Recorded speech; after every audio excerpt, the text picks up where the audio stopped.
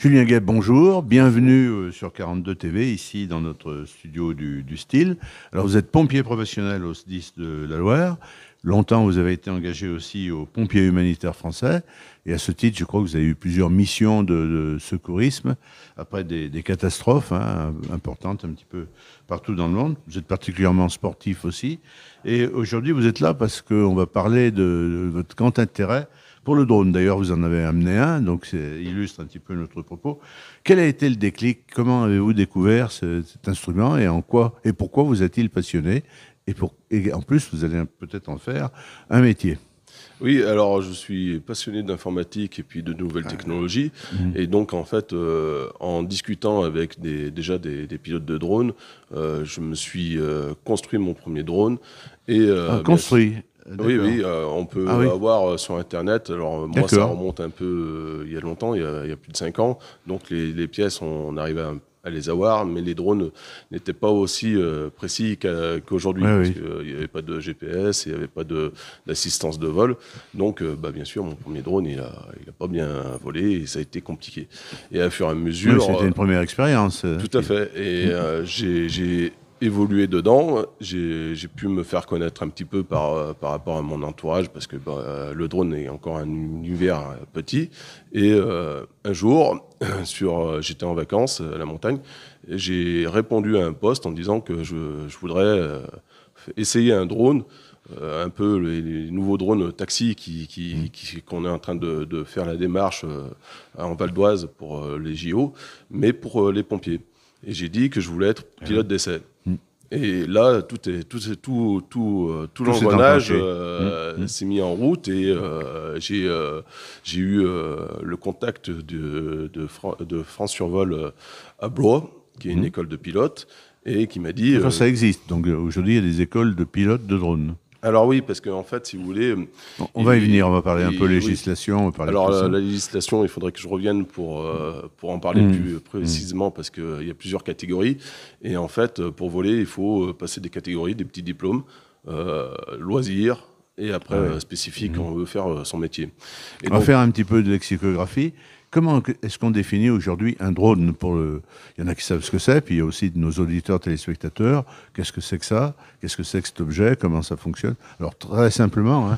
Alors, ça fonctionne comme un hélicoptère, j'allais dire. C'est un aéronef qui dispose de plusieurs moteurs. Et en fait, on peut faire du vol stationnaire.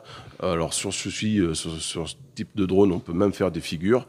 Et donc, en fait, c'est plus ou moins un avion, un hélicoptère, un aéronef.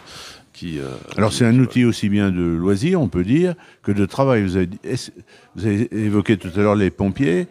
Est-ce qu'on l'utilise aujourd'hui dans des interventions de pompiers? Alors, ça se démocratise parce qu'au début, comme c'était un peu du modélisme, j'allais dire, c'était considéré comme un jouet.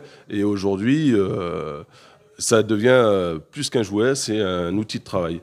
Je dis bien un outil de travail parce qu'en fait... Par exemple, le pompier peut l'utiliser pour survoler une forêt puis repérer un début d'incendie. Alors, début d'incendie ou pour regarder les points chauds, parce que maintenant, on a des drones qui fixent des points thermiques. On peut faire de la recherche de personnes égarées ou bien d'autres choses. Après, les possibilités du drone sont exponentielles. Presque infinies. Voilà. Et malheureusement, on le voit avec la guerre en Ukraine, il y a aussi des utilisations dramatiques de l'outil. Oui. Mais après, c'est un outil qui on met des... c'est un couteau suisse, en fait. On peut mettre plein de petits outils dessus pour les missions qu'on a besoin.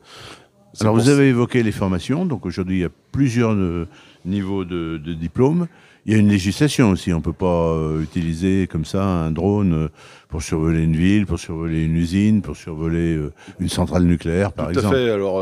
Alors, tout à fait, il y a une législation. Donc, en fait, il y a, pour devenir professionnel, on doit passer un diplôme donc, qui est reconnu par la DGAC. DGAC, vous nous explicitez le sigle. C'est Direction générale de l'aviation civile. Voilà. Donc en fait, si vous voulez, à chaque fois qu'un professionnel, mais normalement même aussi pour le loisir, si on doit voler, on doit faire une déclaration à la DGAC. Ouais.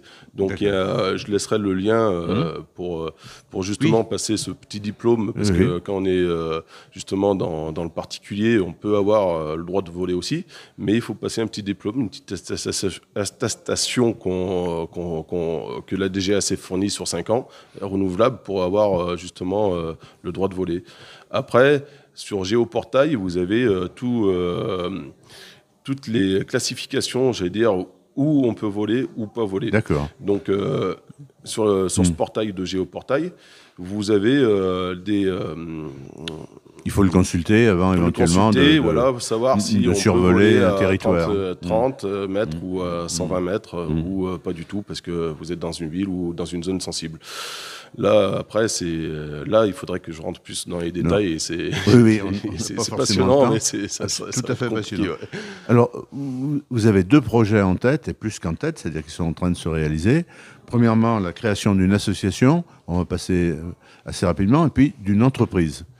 Alors sur l'association. Sur l'association, justement, alors pourquoi cette création ? Parce que justement, les personnes achètent un drone, volent un peu comme ils ont envie. Et photographier les enfants dans la piscine s'ils en ont une, par exemple. Oui, entre autres.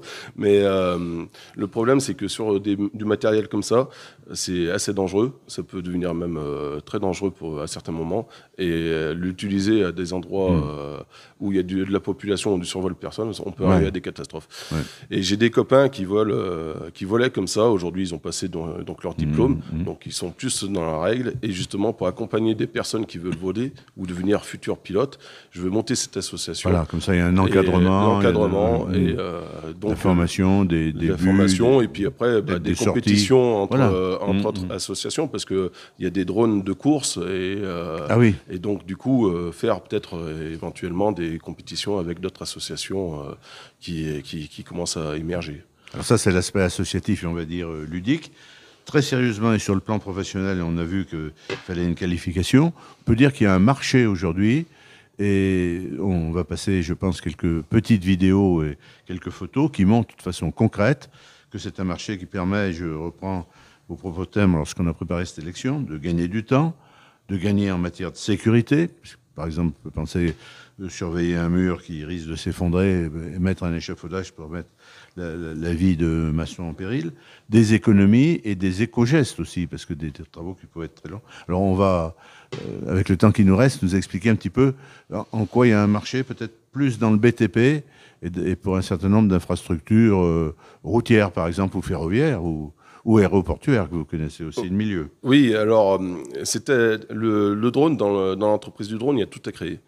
Tout à étudier et il y a plein de possibilités. Alors, je vais vous demander de résumer parce qu'on arrive, c'est passionnant et on approche. Donc, en gros, oui, pour tout ce qui est bâtiment. Vous reviendrez pour en parler quand elle sera créée. On peut étudier les murs, les joints de pont. On peut faire de la thermographie, donc on peut aussi regarder les perditions au niveau des toits, des murs. Oui. Et donc là, on peut en vue de l'isolation. Oui. Voilà. Faire de la rénovation ou justement calfeutrer où il y a des perditions. Après, aujourd'hui, on a des drones aussi qui arrivent à rentrer.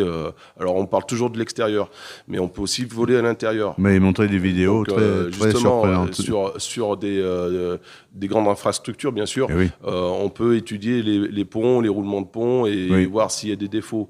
On peut aussi maintenant voler dans les cavités, c'est-à-dire qu'on peut rentrer dans des boyaux, dans les égouts, on peut photographier donc les égouts et voir où il y a des fuites ou des perditions d'eau.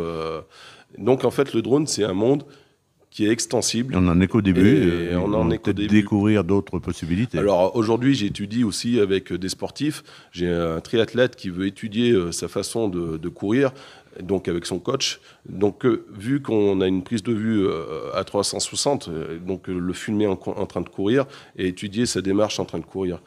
Donc vous voyez, on peut partir du bâtiment jusqu'à l'humain et même voire plus. Comme vous avez évoqué tout à l'heure, on s'en sert aussi pour les guerres malheureusement, mais on peut servir pour des choses merveilleuses aussi. Julien, on vous réinvitera lorsque l'entreprise sera fonctionnelle.